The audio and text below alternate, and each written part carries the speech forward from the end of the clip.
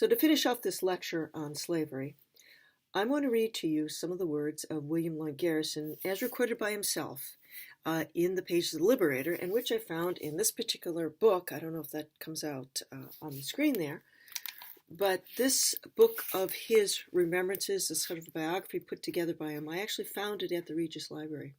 And there's a very interesting anecdote in which Garrison, who is in jail in Maryland as a part of some of his work, some of his civil disobedience, has a conversation with a slave owner.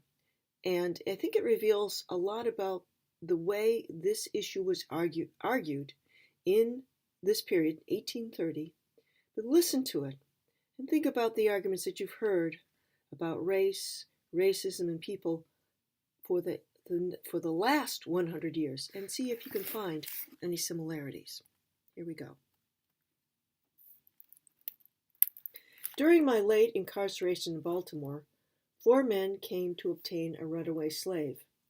He was brought out of his cell to confront his masters, but pretended not to know him. Did not know that he'd ever seen him before, and could not recollect his name. Of course the master was exceedingly irritated. "Don't you remember," said he, "when I gave you not long since 39 lashes under the apple tree? Another time since, when I gave you a sound flogging in the barn? Another time when you were scourged for giving me the lie by saying the horse was in a good condition?" "Yes," replied the slave, whose memory was thus quickened. I do recollect. You have beaten me cruelly without cause. You have not given me enough to eat and drink, and I don't want to go back again. I wish you to sell me to another master. I'd rather even go to Georgia than to return home."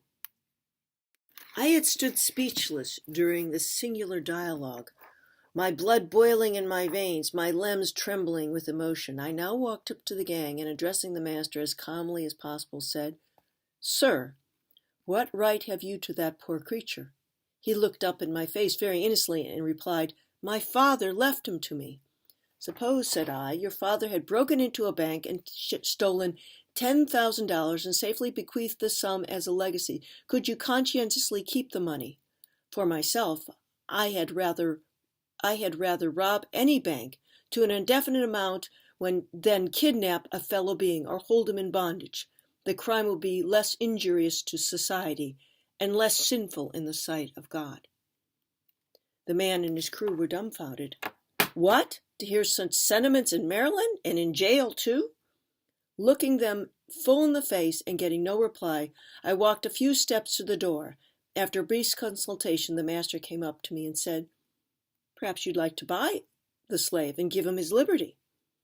"Sir, I am a poor man, and were I ever so opulent, it would be necessary on your part to make out a clear title to the services of the slave before I could conscientiously make a bargain." After a pause he said, "Well, sir, I can prove from the Bible that slavery was right."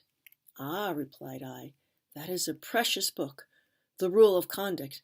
I have always opposed that its spirit was directly opposed to everything in the shape of fraud and oppression. However, sir, I should be glad to hear your text."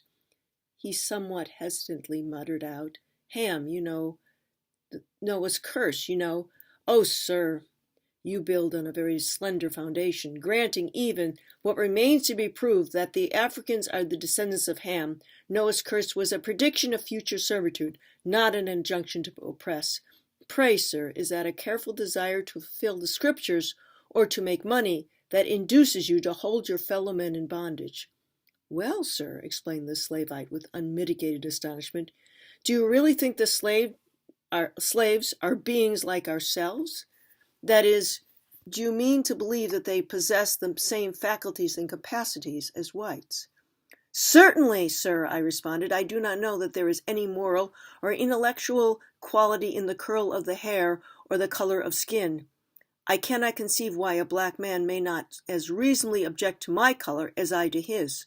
Sir, it is not a black face that I detest, but a black heart, and I find it very often under a white skin."